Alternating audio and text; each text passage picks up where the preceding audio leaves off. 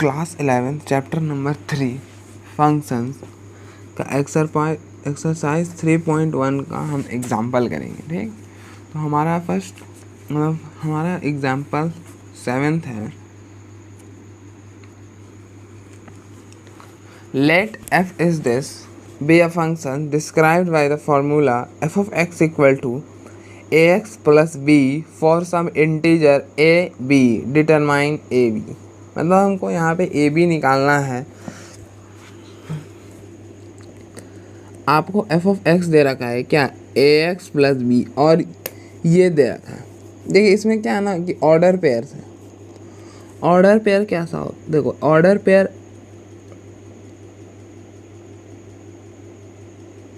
ये है, ये क्या होता है, ये x होता है और ये y होता है। तो यहाँ पे x क्या है 1 है और y क्या है 1 है। ये आपका ऑर्डर पेयर का फॉर्म होगा। ठीक, तो आप कोई भी दो ऑर्डर पेयर यहाँ पे रिप्लेस करना, आपको दो इक्वेशन मिलेंगे, उनको सॉल्व करके हम a और b निकालेंगे। क्यों, क्योंकि देखो हम y equal to F of x मानते हैं ना, हम क्या करते हैं y equal to F of x मानते हैं। ठीक, तो आप कोई भी दो ऑर्डर पेयर ले सकते हो, आप कोई भी दो ऑर्डर पेयर ले सकते हो। जैसे मान लो ये और ये हम लेंगे। ठीक, तो एट x इक्वल टू 1, देखो 1 ऑर्डर पेयर क्या है 1, x 1 है तो y क्या होगा 1 हो जाएगा। देखो y 1 है, ax प्लस बी, तो a प्लस बी, ये आपका इक्वेशन फर्स्ट हो जाएगा। उसी तरह से दूसरा ऑर्डर पेयर ले रहे हैं eight x equal to 1।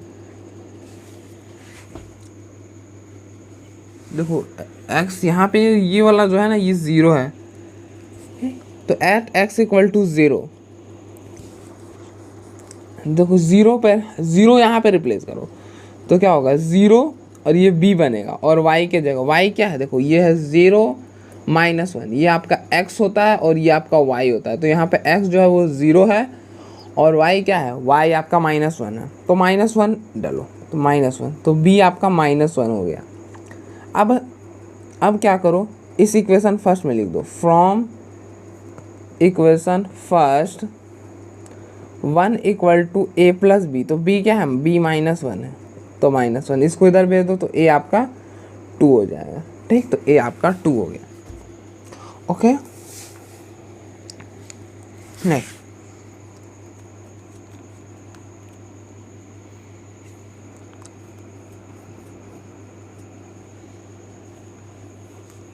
Next example number 8 है।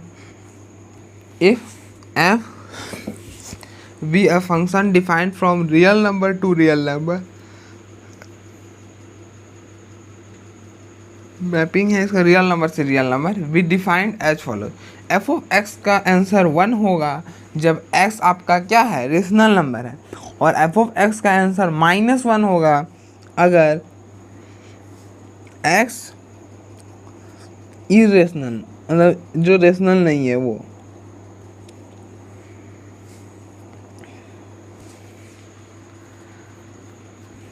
तो फर्स्ट पार्ट में हमको एफ ऑफ 1/2, एफ ऑफ पाई और एफ ऑफ √2 इनकी वैल्यू निकालनी। देखो आप हम पहले क्या कर रहे हैं, एफ ऑफ 1/2 क्या होता है, देखो 1/2 होता है 0.5। ये आपका क्या होता है, ये आपका रेशनल होता है, ये आपका रेशनल होता है। देखो इरेशनल क्या होता है, जो नन रिपीटिंग और नन टर्मिनेटिंग हो, जो नन रिपीटिंग और नन टर्मिनेटिंग हो वो क्या होता है, वो आपका रेशनल हो, मतलब इरेशनल हो जाता है। तो ये जो ये है 0.5, ये क्या है, ये देखो ये टर्मिनेट नहीं कर रहा, तो इसलिए ये जो होगा ना ये रेशनल हो जाएगा। तो रेशनल होने पर एफ ऑफ एक्स का आंसर क्या आता है 1 आता है, तो एफ ऑफ 1/2 का आंसर क्या आएगा 1 आ जाएगा। ठीक, एफ ऑफ 1/2 का आंसर 1 आ जाएगा। उसी तरह से एफ ऑफ पाई का आंसर क्या आएगा, पाई क्या है, पाई रेशनल है कि इरेशनल है, पाई आपका इरेशनल है। क्या है, पाई आपका इर्रेशनल है क्योंकि 3.141414 ऐसा आते जाता है। सॉरी एग्जैक्टली ये नहीं आता। पाई आपका हो जाता है 3 तो देखिए इसको पाई को समझते हैं कि पाई इर्रेशनल क्यों होता है। तो देखिए पाई को आप क्या लिख सकते हो, पाई को आप 22/7 लिख सकते हो। ठीक, अब करो डिवाइड करो। अब यहाँ पे क्या करेंगे, डिवाइड करेंगे। तो देखिए इसको देंगे तो पहले 3 से देंगे तो 21, ये आपका 1 बचेगा, पॉइंट तो 0, ठीक, 1 1 7 क्या होगा 3, पॉइंट लगा हुआ है इसलिए यहाँ पे 0 आ जाएगा। 30 है तो 4 से देते हैं, 28, 2 पॉइंट लगा है तो यहाँ पे 0 आ जाएगा। और इसको किससे दीजिएगा, 2 से देते हैं, 14, ये देखो 6 पॉइंट लगा है 0 आ जाएगा। अब इसको किससे दीजिएगा, 56 से देते हैं तो 56 आता है 8 बार में, तो ये आपका 56। इसी तरह से सो ऑन ये बढ़ता चला जाएगा। तो देखिए पाई का वैल्यू क्या आ रहा है, 3.1428 एंड सो ऑन, ये बढ़ता जा रहा है, ये रुक नहीं रहा, ये टर्मिनेटिंग है और नॉन रिपीटिंग है, non terminating and non repeating है। तो इसलिए ये जो है ये इर्रेशनल है। तो इर्रेशनल होने पर हमको एफ ऑफ एक्स क्या मिलता है, -1 मिलता है। देखिए एफ जब रेशनल नहीं है तो -1 मिला, जब रेशनल नहीं मतलब इर्रेशनल है। एफ ऑफ √2, आपको पता है कि √2 क्या होता है, √2 इर्रेशनल है, तो इर्रेशनल आने पर आंसर -1 देता है, तो ये -1 हो गया। B, range of F, range क्या है एफ का, तो रेंज ऑफ एफ इज -1 और 1। देखो ना, आप रेशनल ले रहे हो तो 1 मिल रहा और इर्रेशनल ले रहे हो तो -1 मिल रहा। जैसे आप मान लो कि एफ ऑफ 1 निकालो, एफ ऑफ 1 निकालोगे तो 1 रेशनल है, रेशनल पर आंसर 1 आता है। इसी तरह से एफ ऑफ √3 निकालोगे तो इर्रेशनल में -1, मतलब रेशनल पे आ रहा 1, इर्रेशनल पर आ रहा -1, तो पूरा रियल नंबर पे क्या आया, -1 और 1। समझ सकते हैं ना। देखिए ये है रेशनल नंबर, ये है इर्रेशनल नंबर, ये है रेशनल नंबर, ये है इर्रेशनल नंबर, तो पूरा रियल लाइन तो हमारा आ गया ना। जिसका रेंज हो जाएगा -1 से 1। अब प्री इमेजेस ऑफ 1 एंड -1,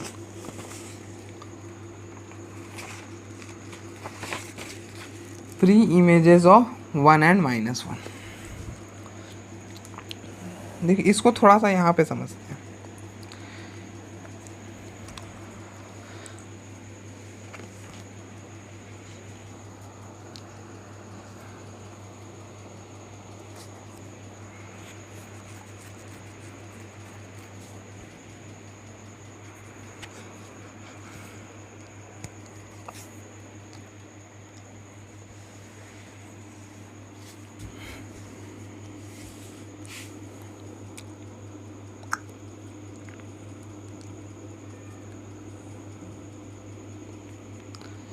ठीक, देखो यहाँ पे ये -1 ये 1, ठीक। जैसे आपका अगर 1 है, 1/2 है, 2/3 है, सॉरी 2/3 नहीं, 3/2, ये सभी क्या है रेशनल नंबर। इनका इमेज, इनका 1 का प्री इमेज जो होगा ना वो क्या आएगा, वो जितने भी रेशनल नंबर है ना उन 1 का क्या होगा, प्री इमेज होगा। देखो आप इधर से देखते हो तो इमेज बनता है, जैसे 1 का इमेज 1, 1/2 का इमेज 1, 3/2 की इमेज 1। और अब इधर से देखो तो 1 का मतलब इस 1 का इमेज 1, सॉरी 1 का प्री इमेज 1, 1 ही का प्री इमेज 1/2, 1 का प्री इमेज 3/2। इसी तरह से जितने भी रेशनल नंबर होंगे इधर वो क्या होगा, 1 का प्री इमेज होगा। और -1 किसका किसका प्री इमेज होगा, जैसे √3, √2, -1 उनका प्री इमेज होगा।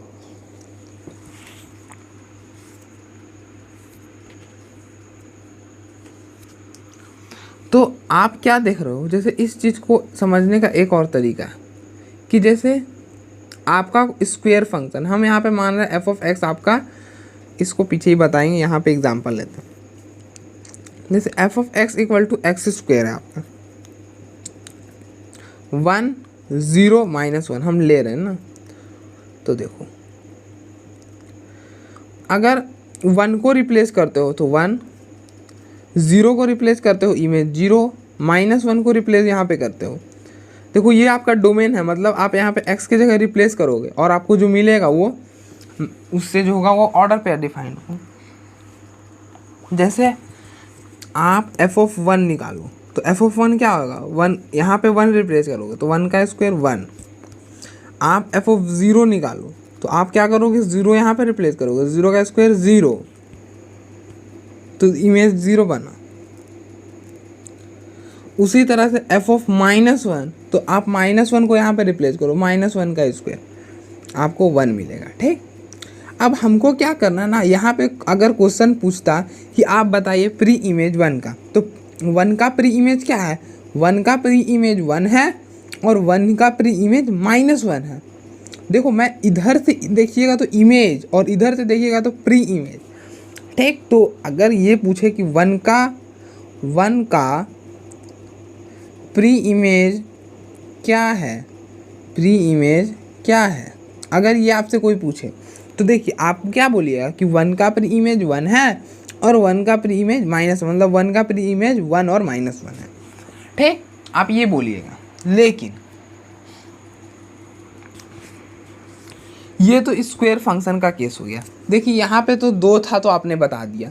इसी तरह से अगर 3 4 रहे तो ये तो निकालना थोड़ा सा दिक्कत का काम है। जैसे यहाँ पे बहुत सारा बन रहा प्री इमेज, तो ये तो निकालना थोड़ा सा दिक्कत है। तो हम क्या करते हैं ना, इसको एफ ऑफ एक्स के बराबर ले लेते हैं। जैसे F of X equal to, अगर हम 1 ले लें तो एक्स स्क्वायर इक्वल टू 1, देखो एक्स प्लस -1, तो हम बोलते हैं 1 की प्री इमेज क्या है, 1 का प्री इमेज 1 और -1 है। देखो आ गया ना, आ गया ना। तो वही काम हम यहाँ पे करेंगे।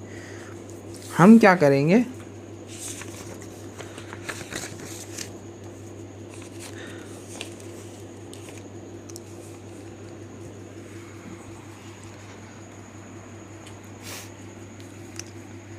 Pre image of 1, pre image of 1,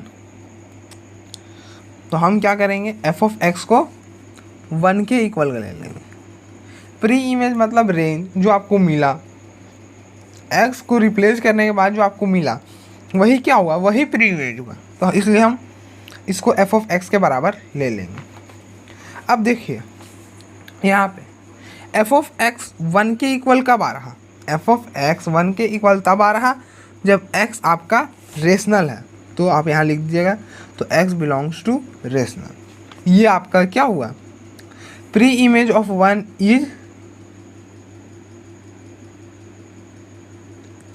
is irrational number, ये हो गया। ठीक, इसको यहाँ पे नीचे लिख के लिख दीजिएगा। उसी तरह से प्री इमेज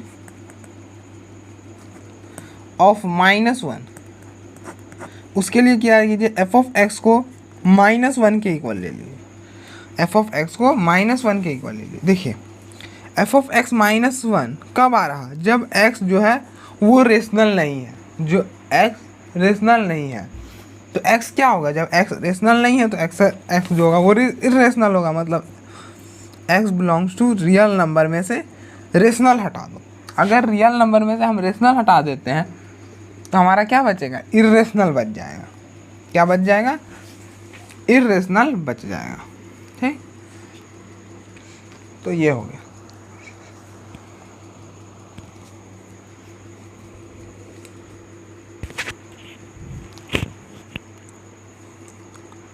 एग्जाम्पल नंबर 9 है, let F defined from real number to real number be such that F of X equal to 2 x determine range of F. हम फर्स्ट पार्ट निकाल, देखो ये कौन सा फंक्शन है, ये आपका एक्सपोनेंशियल फंक्शन है। एफ ऑफ एक्स यहाँ पे क्या है, 2 ये आपका कौन सा फंक्शन है? ये एक्सपोनेंशियल फंक्शन है। एक्सपोनेंशियल फंक्शन क्या होता है? एक्सपोनेंशियल फंक्शन का रेंज क्या होता है? रेंज आपका 0 से इन्फिनिटी होता है। एक तो तरीका कि आप याद रख लीजिए, अगर आपको याद नहीं हो रहा कोई प्रॉब्लम नहीं है, आप क्या करो ना, आप कुछ वैल्यू निकाल के चेक करो। जैसे f ऑफ -1/2 निकालो तो क्या होगा? 2 की पावर -1/2 दैट इज 1/√2। तो ये भी कुछ आएगा, जो भी आएगा पॉजिटिव ही आएगा, ठीक। f ऑफ -1 निकालो तो 2 की पावर -1, देखो ना x के जगह -1 रिप्लेस करो तो 2 की पावर -1 दैट इज 1/2, देखो 0.5 आया पॉजिटिव। इसी तरह से f ऑफ 0 निकालो तो x के जगह 0 रिप्लेस करो तो 2 की पावर 0 1, 2 की पावर 0 इज 1। इसी तरह से और कुछ वैल्यू निकालो, f ऑफ 1 निकालो, f ऑफ 1 निकालोगे तो क्या आएगा? 2 की पावर 1 2। f ऑफ -2 निकाल लो तो 2 की पावर -2 दैट इज 1/2 का square that is 1/4 that is 0.25। देखो आप माइनस में भी ले रहे हो तो आंसर आपको क्या मिल रहा है? पॉजिटिव मिल रहा है, ठीक। आप माइनस में भी ले रहे हो तो आंसर आपको पॉजिटिव मिल रहा है। और देखिए 0 पर आपको 0 नहीं मिल रहा, 0 पर 0 नहीं मिल रहा, 0 पर 1 मिल रहा है, तो जो है वो 0 नहीं आएगा। तो इसका रेंज क्या हो जाएगा? 0 से इन्फिनिटी। क्यों? देखो ना 0.5 आ रहा, 0.25 आ रहा, लेकिन 0 नहीं आ रहा, इसलिए 0 से इन्फिनिटी, 0 पर ओपन ब्रैकेट। क्यों? क्योंकि 0 नहीं मिल रहा, ठीक। इसी तरह से एक और तरीका है, मैं एक और बताता हूँ इसको तरीका। ये आपका एक तरीका की याद रख लीजिए, दूसरा की चेक कर लीजिए, और तीसरा जो हमारा रेंज निकालने का तरीका होता है, क्या? y ले लो f ऑफ x को, क्या करो? y ले लो f ऑफ x को, तो y इक्वल टू 2x, क्या हो जाएगा? y equal to 2x। अब मैंने क्या बोला कि आप यहाँ से x निकालो, क्या करो? x निकालो। तो यहाँ से x कैसे निकालोगे? यहाँ से x निकालने के लिए आप क्या करो? log ले लो, क्या करो? log ले लो, taking log on both side with base 2 रख के ले लो, तो क्या हो जाएगा? log y to the base 2 equal to log 2x to the base 2, ठीक। देखो ये x जो है ना ये नीचे आ जाएगा, देखो log m रेस्ट पर n to the base a, n को ऐसा नीचे ला के लिख सकते हो, n log m रेस्ट पर n को तुम n log m भी लिख सकते हो। तो यहाँ पे x जो है वो नीचे आ जाएगा, तो ये क्या हो जाएगा? x log 2 to the base 2। अब देखो log a to the base a क्या होता है? 1, तो यहाँ पे x जो होगा ना वो आ जाएगा log y to the base 2, ठीक। अब देखो यहाँ पे जो y का वैल्यू होगा ना वही क्या होगा? रेंज होगा। यहाँ जो y का वैल्यू होगा वो क्या होगा? रेंज होगा, ठीक। अगर लॉगरिथमिक फंक्शन में क्या होता था? ऐसा होता था, अगर रहता था log x to the base a, तो लॉगरिथमिक फंक्शन में इसका डोमेन क्या होता था? x is greater than 0। अगर रहे log x to the base a तो x is always greater than 0। तो आपको इसका भी सेम एज निकालना है, तो यहाँ पे क्या हो जाएगा? y greater than 0। तो रेंज क्या हो जाएगा? रेंज आपका 0 से इन्फिनिटी हो जाएगा, ठीक। देखो जो आप डोमेन निकालने के लिए करते हो सेम एज, जैसे ये आपका f ऑफ x होता है ना, तो यहाँ पे जो होता है वो होता है log x to the base a, तो x is always greater than 0। यहाँ पे जो x आप निकालते हो x ग्रेटर देन 0, ये आपका डोमेन होता है, ओके। इसी तरह से ये जो है ना ये आपका x equal to f of y है, f ऑफ y है, तो यहाँ पे y जो है ना ये log है, तो y ग्रेटर देन 0, ये जो आप निकाले ना ये आपका रेंज हो जाएगा। क्या हो जाएगा? रेंज हो जाएगा, ओके। तो ये एक तरीका हो गया, एक तरीका ये, एक तरीका ये, और एक तरीका ये।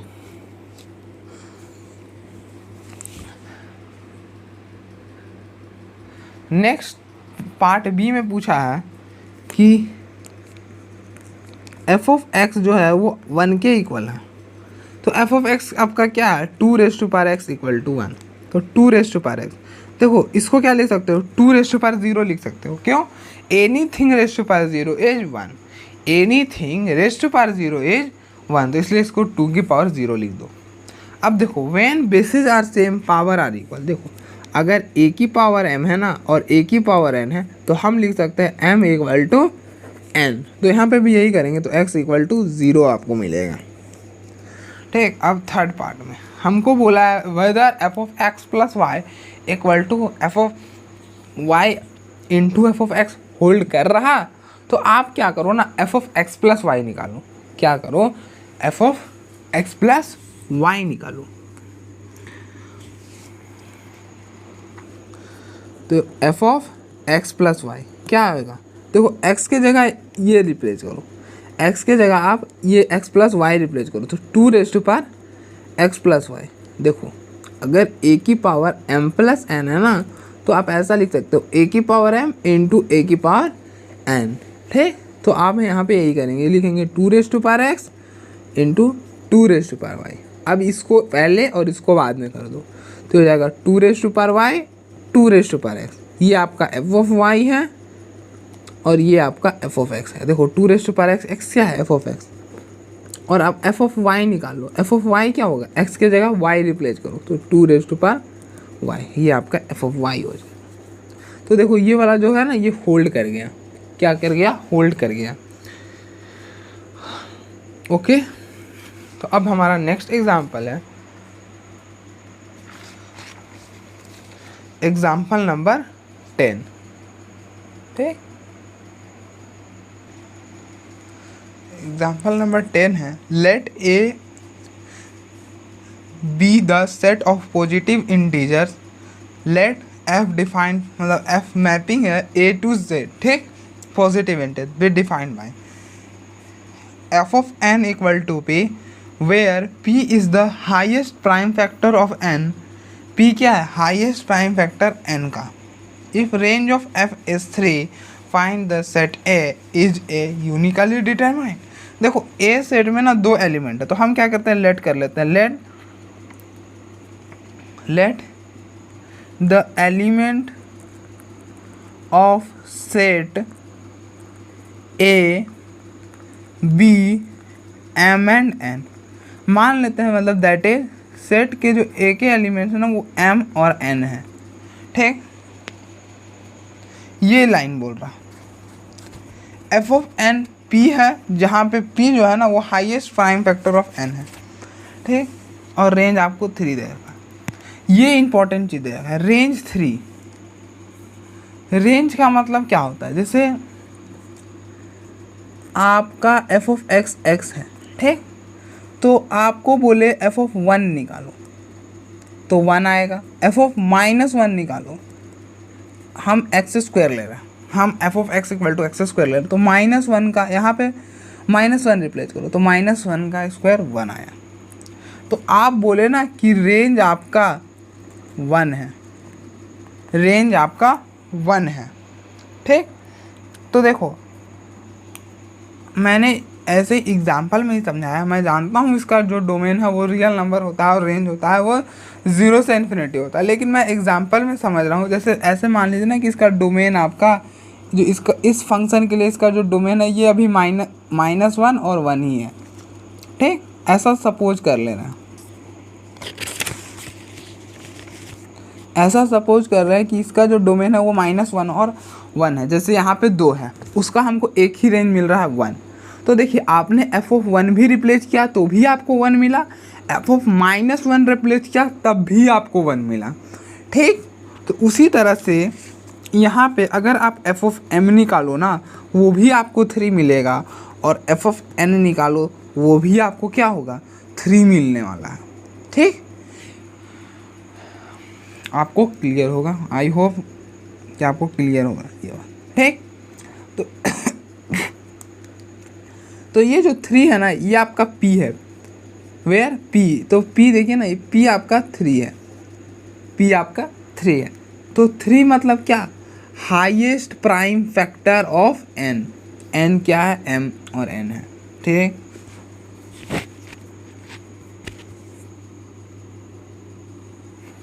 तो highest prime factor of m क्या है?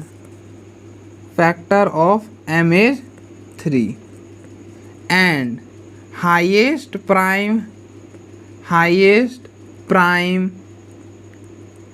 Factor of n is 3। देखो दोनों का हाईएस्ट प्राइम फैक्टर तो 3 आ गया, हाईएस्ट प्राइम फैक्टर 3 आ गया, ठीक। तो क्या हम यहाँ पे पूछा है इज ए यूनिकली डिटरमाइन, क्या हम ए को यूनिकली डिटरमाइन कर पाएंगे? मतलब हम क्या m और n का सिर्फ सिंगल वैल्यू निकाल पाएंगे? क्या हम m और n का सिंगल वैल्यू निकाल पाएंगे? तो देखते हैं, हम a की बनाने की कोशिश करते हैं। जैसे अगर आप m को 3 ले लो, n को 3 ले लो, तो 3 का फैक्टर क्या होता है? 3 और 1, 3 और 1, 1 प्राइम होता नहीं, 3 जो है ना वो प्राइम होता है। तो हाईएस्ट प्राइम फैक्टर देखो 3 का 3 आ गया। तो आप एक केस में तो m को 3 ले रहे हो और n को 3 ले रहे हो, ये आपका एक केस बना। इसको देखते हुए मतलब highest prime factor of m भी 3 होना चाहिए जो है, और n भी 3 होना चाहिए जो कि है। उसी तरह से m को 6 ले लो, जैसे 6 का हाईएस्ट प्राइम फैक्टर क्या होगा? इसका फैक्टर क्या होगा? 1, 3, 2 और 6। मतलब 6 किस किस नंबर से डिविजिबल होगा वही उसका फैक्टर हो जाएगा। तो देखो 6 से डिविजिबल होता है, 2 से डिविजिबल होता है, 3 से डिविजिबल होता है, 1 से डिविजिबल होता है। तो ये क्या हो जाएंगे? 6 के फैक्टर हो जाएंगे। तो देखो इसमें हाईएस्ट प्राइम फैक्टर बताना है। p क्या है? Highest prime factor. तो इसका हाईएस्ट प्राइम फैक्टर क्या है? देखो 1 तो प्राइम है नहीं, 2 तो प्राइम है नहीं, और 6 भी प्राइम है नहीं, तो 3 प्राइम है। तो जब हाईएस्ट तब चेक करेंगे ना जब 2 होगा, यहाँ पे तो 1 है, तो यही हो जाएगा हाईएस्ट प्राइम फैक्टर। तो देखो m को जब 6 लिए तो हमको हाईएस्ट प्राइम फैक्टर 3 मिला। उसी तरह से आप n को 6 ले सकते हो तो भी आपको हाईएस्ट प्राइम फैक्टर 3 ही मिलेगा। तो m आपका 6 हो जाएगा और n आपका 6 हो जाएगा। उसी तरह से आप m को 3 ले सकते हो और n को 6 ले सकते हो। देखो आपका कितना सारा केस बन रहा है, ये सभी क्या है? ए सेट है। उसी तरह से आप m को 6 ले सकते हो, n को 3 ले सकते हो, तो ये बहुत सारे बन गए। तो ये ETC। तो देयरफॉर ए जो है ना, ए क्या बनेगा? ए आपका 3 भी हो सकता है, और ए आपका 6 भी हो सकता है, और ए आपका 3 भी हो सकता है। देखो ना m और n था a में, तो a में वही कर रहे हैं m n, ठीक। a आपका 6 भी हो सकता है, ETC बहुत सारे हो सकते हैं, ठीक।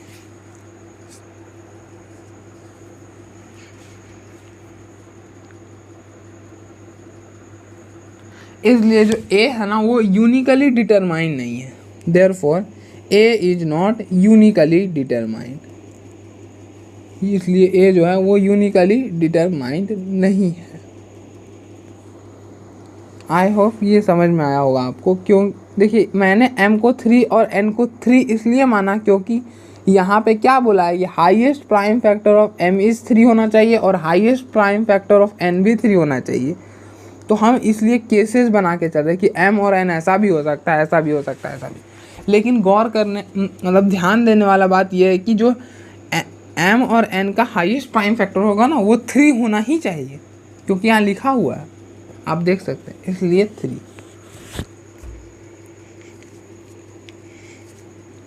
नेक्स्ट एग्जाम्पल है example number 11। Let A subset है नेचुरल नंबर का, f का मैपिंग डिफाइंड है a to a be defined by, ठीक। f ऑफ n आपको दे रखा है highest prime factor of n, f of n आपको दिया है highest prime factor of n, ठीक। If the range of f is a determine a, is a uniquely determined. तो देखिए रेंज हमको ए के बराबर है, ठीक। और डोमेन क्या है, डोमेन भी हमको ए के बराबर है, डोमेन भी ए के बराबर है और रेंज भी ए के बराबर है।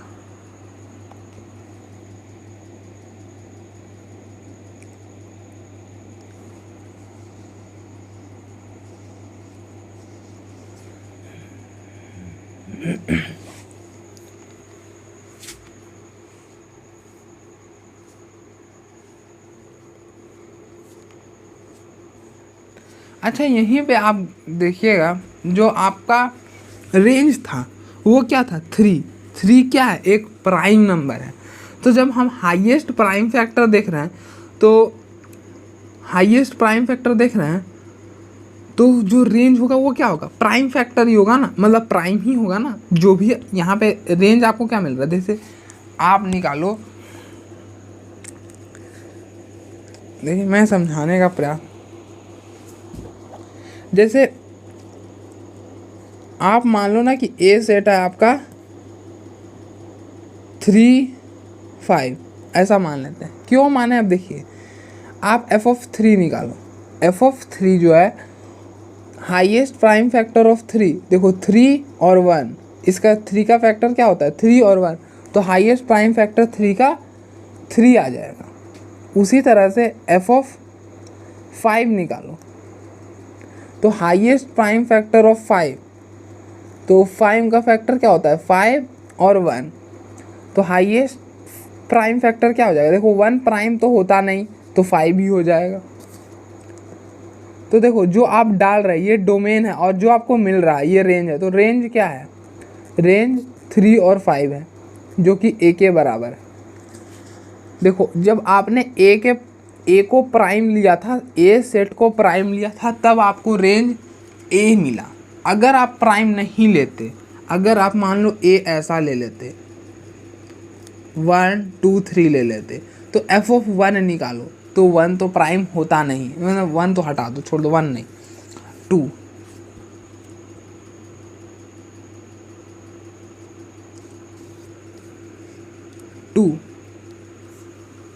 देखो 2 भी प्राइम होता है ना, हाँ तो 2 नहीं लेना, 6 ले लेते हैं, मान लेते हैं 6 लेते हैं। देखो अरे 6 भी तो प्राइम आ जाएगा, हाँ 6 ठीक है, 6 ठीक है। f(6) मतलब आपको 6 का हाईएस्ट प्राइम फैक्टर बताना है। तो 6 का फैक्टर क्या होगा, 3 होगा, 2 होगा, 6 होगा, 1 होगा। तो देखो 2 प्राइम है और 3 प्राइम है, 2 प्राइम है और 3 प्राइम है, 6 और 1 तो प्राइम है नहीं, 2 और 3। तो इन दोनों में से बड़ा कौन है, ये दोनों प्राइम है और हमको बोला हाईएस्ट प्राइम, तो हाईएस्ट तो यही हो जाएगा, तो इसका आंसर 3 आ जाएगा। उसी तरह से आप f(3) निकालो, उसका आंसर 3 आएगा। तो रेंज क्या मिला, देखो रेंज आपको 3 मिला ना। तो देखो ये ए के बराबर तो नहीं है, इसलिए मैं कह रहा कि जो सेट ए होगा ना, वो मतलब जो अगर आपको दे रखा है जो रेंज है वो ए के बराबर है, मतलब ए जो सेट है ना वो प्राइम नंबर का सेट है। क्या का सेट है, प्राइम नंबर का सेट है।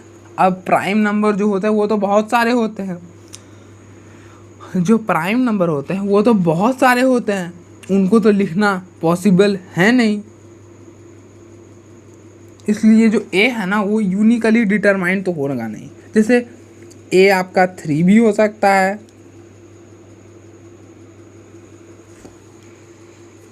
ए आपका 3 5 भी हो सकता है, ए आपका 5 7 भी हो सकता है, ए आपका 5 3 5 7 भी हो सकता है, बहुत सारे हो सकते हैं, ETC ऐसा बहुत सारे हो सकते हैं। Therefore A is not uniquely determined. तो ए को हम इसीलिए यूनिकली डिटरमाइंड नहीं कर सकते। क्यों नहीं कर सकते, क्योंकि जो रेंज है वो ए है, रेंज आपको ए मिल रहा और ए क्या है, प्राइम नंबर है, मतलब ए, और जो भी मिलेगा आपको प्राइम नंबर मिलेगा। तो ए जब प्राइम नंबर है तो डोमेन भी क्या होगा, प्राइम नंबर हो जाएगा।